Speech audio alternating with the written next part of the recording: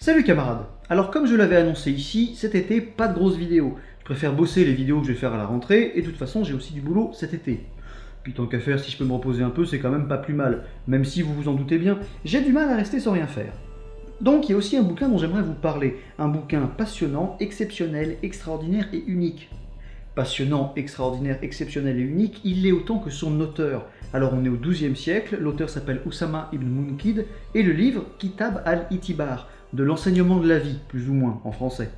Alors rassurez-vous, on n'est pas là pour parler philo, c'est pas tellement la thématique de la chaîne. En revanche, si on lit le sous-titre de ce bouquin, du moins en français, qu'est-ce qu'on trouve?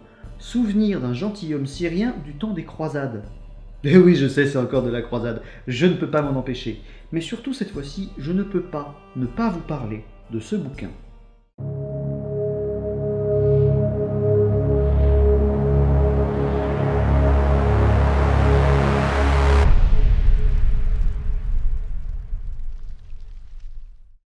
Alors qu'est-ce qu'il a de si exceptionnel ce bouquin?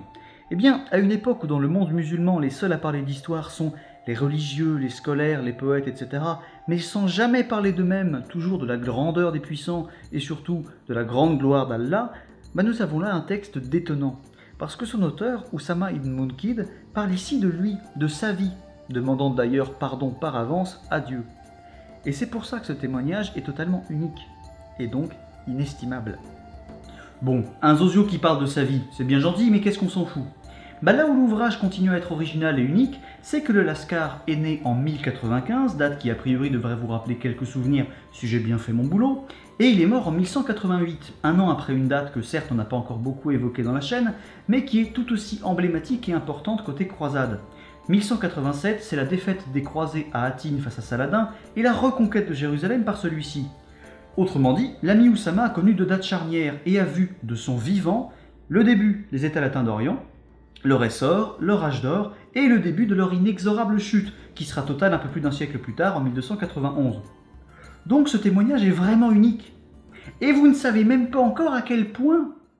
Parce que ça continue. Il n'a pas juste vécu à ce moment-là, Oussama. C'était pas le dernier des Pétzouilles, il bêchait pas le même pauvre petit coin de terre paumé au fin fond de la Syrie du début à la fin de sa vie, croisant de temps en temps un ou deux croisés ou un ou deux Turcs.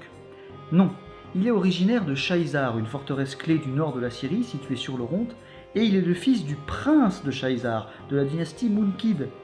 Et il va en rester le prince héritier jusqu'en 1098, date à laquelle son père, déçu par le pouvoir, si je dis pas de conneries, en 1098 c'est ça, va refiler son titre à son frère, donc l'oncle d'Oussama, qui quelques années plus tard finira par bannir Oussama, le considérant comme une menace potentielle pour son trône.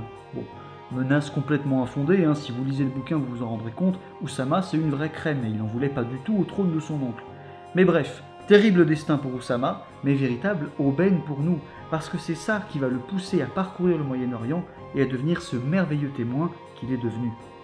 Car sa vie de guerrier, puisqu'il a quand même combattu jusqu'à 69 piges, sa vie d'homme de lettres, puisqu'il a écrit ou dicté jusqu'à 93 ans à sa mort, ou encore sa vie d'ambassadeur, tout ça, ça l'a amené à servir par exemple Zengi, premier chef musulman à faire bien flipper les Francs en leur enlevant Édesse en 1144, puis son fils Nour al-Din qui a réunifié la Syrie du Nord, celle d'Alep et celle du Sud, celle de Damas, mais encore les vizirs du califat fatimide d'Égypte ou encore la dynastie bourrite de Damas. Ça l'a amené à vivre à Shaïzar, à Damas, au Caire, à Jérusalem.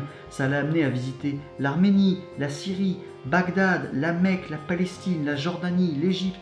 Ça l'a amené à devenir proche des Atabeks de Syrie, des rois de Jérusalem, des Templiers, des califes fatimides d'Égypte, et même, sur la fin de sa très longue vie, à devenir un proche de Saladin. Et tout le long de ce livre, il va nous parler non seulement de ce qui va devenir la grande histoire, celle des chefs militaires, des intrigues, des batailles, des rois, des sultans, etc., mais surtout, ce qui est encore plus précieux, il va nous parler de la petite histoire. Il va nous parler du quotidien de cette époque-là, il va nous parler des femmes de Shaïzar, des guerriers qu'il a rencontrés, des médecins arabes ou francs, des vagabonds, des chasseurs, des templiers, des occidentaux récemment débarqués, des usages chez les francs, chez les arabes ou chez les turcs, de la chasse, des assassins, etc., etc., etc. Sa connaissance allant de plus en plus loin au fur et à mesure que sa malchance le poussait à être exilé ou banni des contrées où il se trouvait. Encore une fois, c'est une malchance pour lui, mais pas du tout pour nous.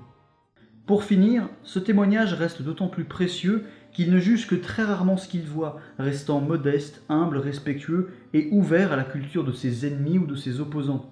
réussissant l'exercice difficile qu'est raconter sa vie sans trop se mettre en avant ou juger ce qu'on rencontre.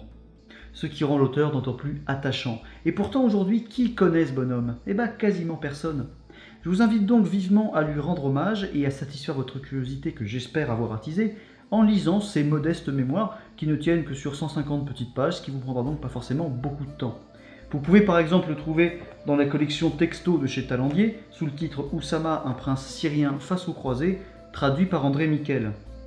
Et j'espère que vous frissonnerez comme j'ai frissonné, en vous disant que ces hommes et ces femmes dont il parle, ces choses qu'il a vues ou qu'il a touchées, elles ont vraiment existé, contrairement à ce qu'on peut lire dans un roman historique purement sorti de la tête de son auteur, ou des hypothèses historiques de certains historiens qui ne parlent qu'avec plusieurs siècles de recul. Ça m'a vraiment mis la chair de poule. Merci d'avoir regardé cette vidéo, j'espère qu'elle vous a plu et que ça vous a donné envie de lire ce bouquin. Merci à tous ceux qui me suivent sur YouTube, sur les réseaux sociaux, qui écrivent ou qui écrivent pas, qui lâchent un pouce bleu ou pas, qui m'envoient des mails ou ce que vous voulez. Évidemment, un immense merci aux tipeurs. Merci aussi à tous ceux que j'ai pu croiser aux historiques, c'était un vrai plaisir de vous y voir et de vous y rencontrer. Ça a été un très très chouette moment, donc merci à Ben, à Tabene, à Kali, Kalidoscope et à tous les bénévoles qui ont organisé tout ça. C'était un vrai plaisir. Sur ce, qu'est-ce que je pourrais oublier? N'oubliez pas de me cliquer sur la cloche, si jamais vous ne voulez rien manquer de mes prochaines vidéos. Et sur ce, je suis sûr que j'oublie plein de trucs à vous dire, mais c'est pas grave, je me rattraperai au pire. Écoutez, bonnes vacances à ceux qui en ont, bon courage à ceux qui en ont pas et qui en auront pas peut-être un peu plus tard. En tout cas, big up, merci encore, vous êtes les meilleurs, et portez-vous bien.